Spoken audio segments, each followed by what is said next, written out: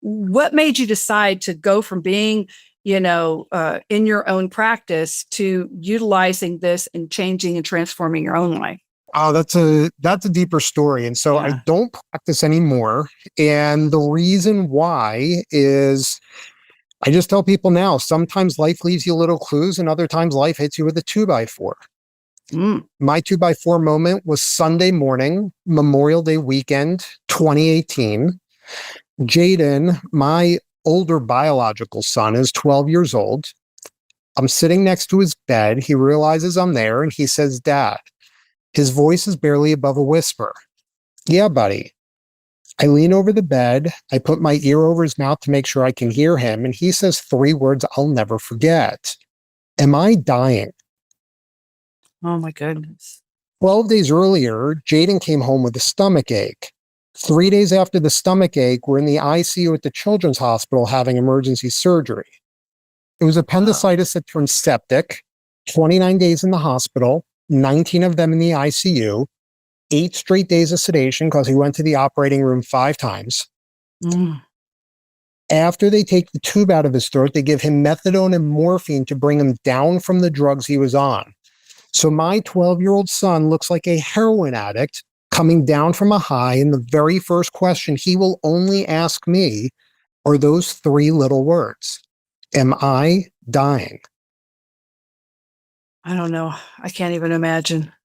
No, being a parent, that just your whole heart would just be it's like a fist goes into your chest and terror.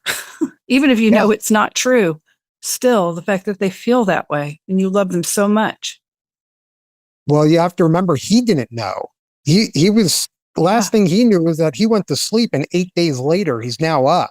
So he had no idea what happened.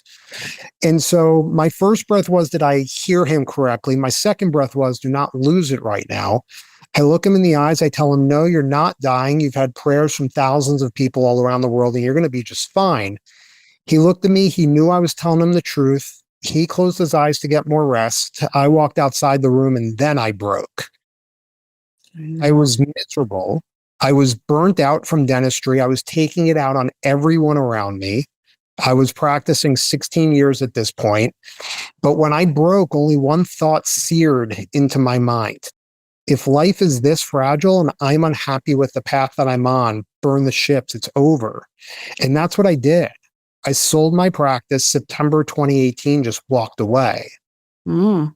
Now that's the tough. I mean, I have clinic owners that come to us and they're like that. We try to get them back on track, but some people are just at that point too.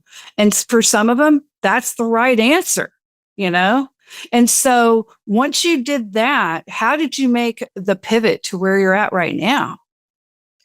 Yeah. So in this transition, I'm sitting with another dentist who asked me that question. How are you walking away?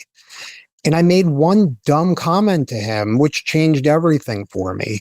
I kind of figured out how to make money move. Now, he gave me that Scooby-Doo look.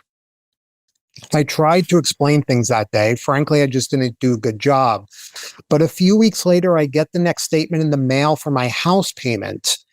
I take a picture of it. I send it to him as a joke. And I said, hey, take a look at this. My house payment was $24.19. And he writes back, I see it. I don't understand how you can have a $24 house payment. I'm buying a condo next month. Will you be my coach? Okay. Jennifer, he paid off the condo in 8 months instead of 30 years.